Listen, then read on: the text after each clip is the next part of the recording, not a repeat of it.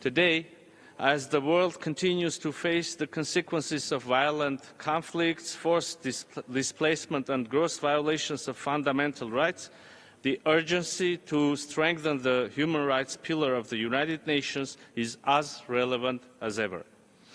The scale and severity of atrocity crimes and grave violations, as well as our collective inability neither effectively prevent nor ensure accountability, put at risk the whole set of fundamental values upon which the United Nations and its human rights system were created, basic norms on which all and each of us agreed without reservation. Against this background, the role and visibility of the human rights system has increased dramatically. More and more people, civil society organizations and other stakeholders engage with the Human Rights Council, refer to special procedures and treaty body mechanisms. This comes to testify that the human rights pillar remains the inspiration of hope and justice for millions of people, for our citizens. Honourable Chair, I am proud to state that even in most trying times, Armenia continues to make progress in consolidating and strengthening its democratic institutions, enhancing judicial independence and combating corruption to build a more equal and just society. We have recently established the national mechanism for implementation, reporting and follow-up of human rights commitments and obligations and view it as an important domestic mechanism to mainstream rights-based approach in all policy areas. Later this year, Armenia will be presenting its fourth Universal Periodic Review, which has been concluded based on numerous rounds of consultations between governmental and non-governmental organizations, actors. Armenia remains steadfast in its commitment to the protection and promotion of human rights domestically and globally. We strive to provide platforms for diverse voices and find solutions to the most acute issues of human rights and humanitarian domains. In this regard, last year, in December, Armenia hosted the 5th Global Forum Against Crime of Genocide. The forum gathered officials, eminent experts, representatives of international organizations, United Nations Special Procedure Mandate holders, civil society and academia, who looked at the role that small states can play in shaping and moving forward the prevention agenda, examined the evolution of the UN early warning and early response mechanism, focusing on the necessity to improve operational and policy coherence.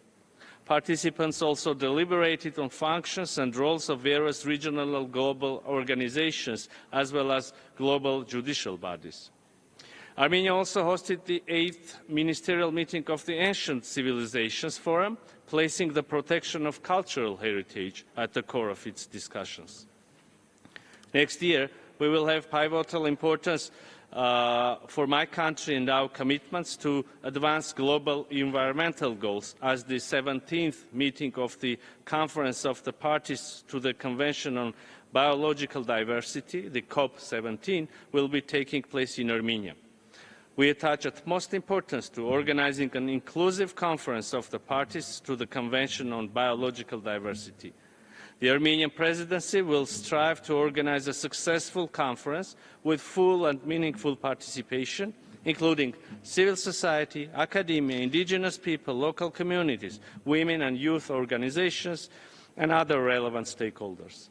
Armenia looks forward to cooperating with the United Nations member states, civil society and non-governmental organisations in the effective organisation of this crucial international environmental conference to bring the global environmental processes back on track for sustainable development and true inclusivity when it comes to multi-stakeholder participation.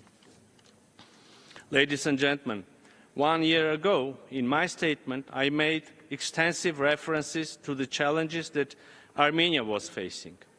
Unfortunately, most of those challenges still remain unresolved despite the tremendous efforts of my country. Statements coming from our eastern neighbour continue to question the territorial integrity of Armenia, despite the recognition of each other's territorial integrity based on the 1991 Alma-Ata Declaration, which, among others, had reconfirmed that the administrative boundaries of the Armenian Soviet Socialist Republic and the Azerbaijani Soviet Socialist Republic had become international borders between the two independent republics. Moreover, as we speak, the mock trials against 23 Armenian individuals who are arbitrarily detained are taking place in Azerbaijan, with disregard of human rights standards for due process.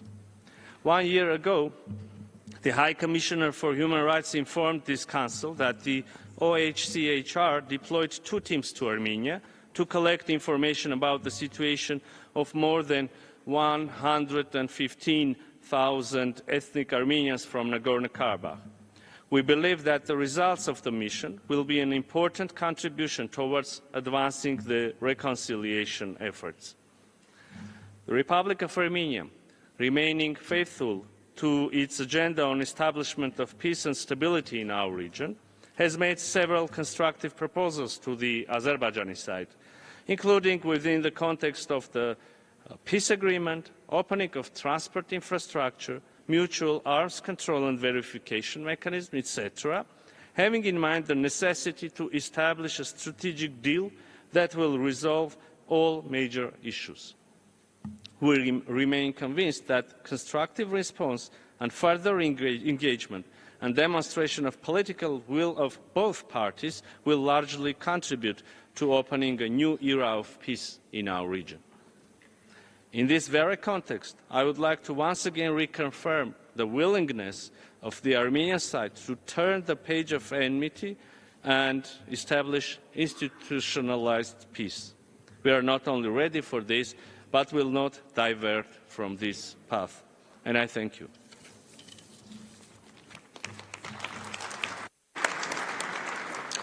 Agradecemos al ministro de...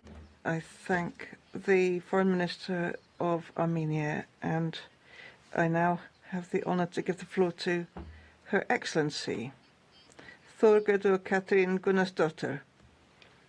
You have the floor. Iceland.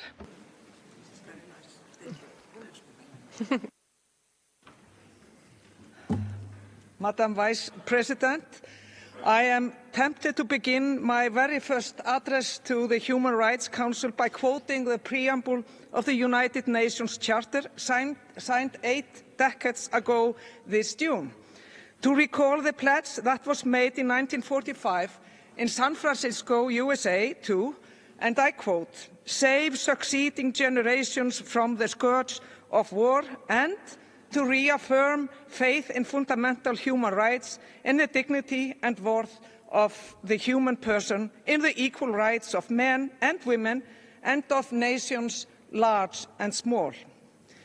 It seems to me appropriate, as we celebrate the 80th anniversary of the United Nations, to bring these exactly fundamental principles back to our minds, since we regrettably appear to be moving through rather rough seas.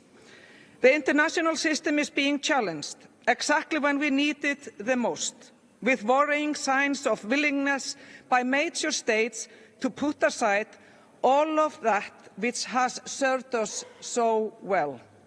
Once again, there are those who seek to govern through the rule of the strongest, where might makes right, fundamental human rights be damned, equal rights of nations, large and small, no longer the guiding principle.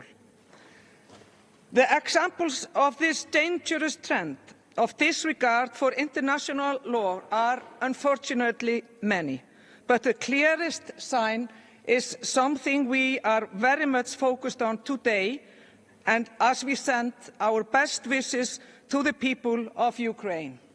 Today marks the day that their neighbour, Russia, 3 years ago began its illegal and wholly unjustified full-scale invasion and war of aggression. Slava Ukraini. Distinguished audience, it is my privilege to address this Council as a Foreign Minister of a country now serving as an elected